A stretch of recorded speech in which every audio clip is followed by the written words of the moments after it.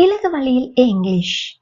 அனைவரும் வாய் விட்டு ஈஸியா சரளமா இங்கிலீஷ் சட்டென பேசுட ஒரே ஒரு வழி பயிற்சி தாங்க. நாம் அன்றாடம் பேசிடும் வாக்கியங்கள் தினம் 10 பார்த்திடலாம். வீடியோ பார்வையிடும் அனைவரும் வாய் விட்டு சொல்லி பாருங்க. கூச்சப்படாதீங்க. தவறாம கமெண்ட் பண்ணுங்க. எனக்கு தெரிஞ்சது தானே அப்படின்னு அலட்சியம் பண்ணாதீங்க.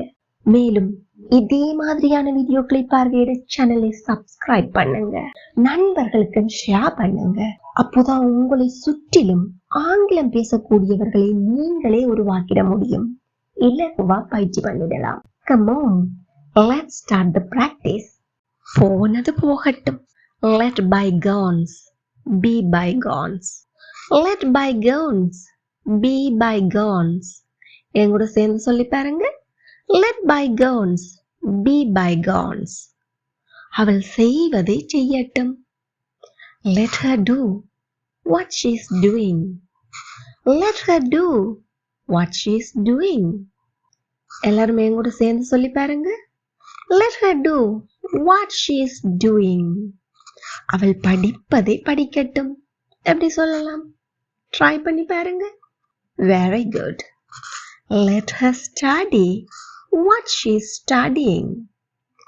Let her study what she is studying. அவள் வாங்குவதை வாங்கட்டும். எப்படி சொல்வீங்க? Well done. Let her buy what she is buying. Let her buy what she is buying. அவள் பார்ப்பதை பார்க்கட்டும். ஏதோ டிவியில ஷோ பார்த்துட்டு இருக்கிறா, பார்க்கறத பார்க்கட்டும் அப்படிங்கிறீங்க. எப்படி சொல்லலாம்? Let her watch what she is watching. Let her watch what she is watching. அவர் விரும்பியதை செய்யட்டும். எப்படி சொல்லலாம்? Let him do what he wants. Let him do what he wants. அவள் கேலி செய்து கொண்டிருந்தாள். எப்படி சொல்லலாம்? She was just kidding. She was just kidding. இத வேற எப்படி சொல்லலாம்? She was just teasing. She was just teasing. யாராவது உங்களை தேவையில்லாத முறையில அனாய் பண்ணினாங்கண்டா, எரிச்சல் ஊட்டினீங்கண்டா, இல்ல தேவையில்லாத வினாக்களை உங்களிடம் கேட்டால் என்ன சொல்லுவீங்க? நீ உன் எல்லைக்குள்ள இருந்துக்கோ அப்படின்னு சொல்லுவோம். அதை எப்படி ஆங்கிலத்துல சொல்லலாம்? Stay within your limits. Stay within your limits.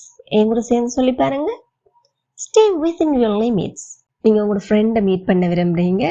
அப்ப கால் பண்ணி என்ன கேக்குறீங்க? நீ வீட்லயா இருக்கிற? எப்படி கேட்கலாம்? நீ வீட்டில் இருக்கிறாய் எப்படி சொல்லுவீங்க? You are at home.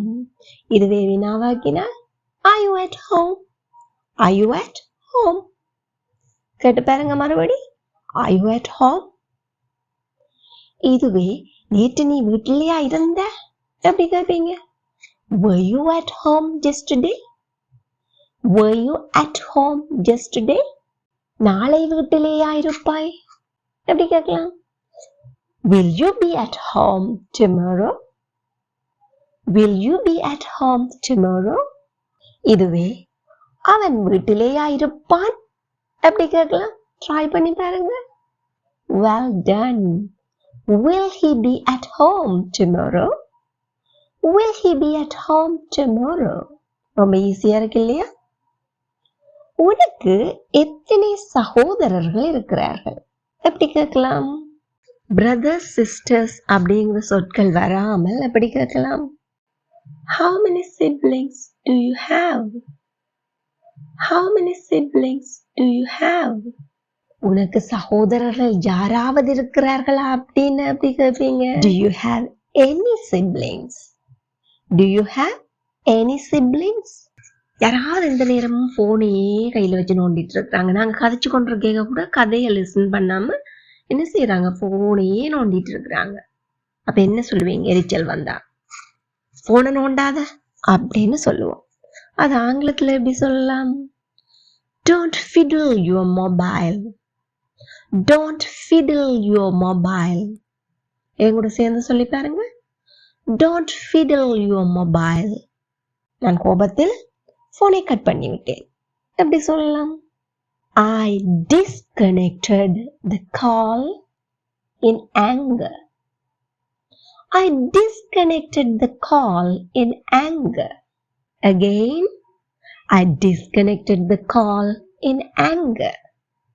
அவன் கோபத்தில் முன்னும் பின்னுமாக நடந்தான். அவளுக்கு கோபம் வந்த சில பேர் என்ன செய்வாங்க? இடத்துல இருக்கலாம எழுமி முன்னுக்கும் பின்னுக்கும் நடந்துட்டே இருப்பாங்க. அதை எப்படி சொல்லலாம்? He walked back and forth in anger. He walked back and forth in anger. He walked back and forth in anger. எங்கூட சேர்ந்து சொல்லி பாருங்க.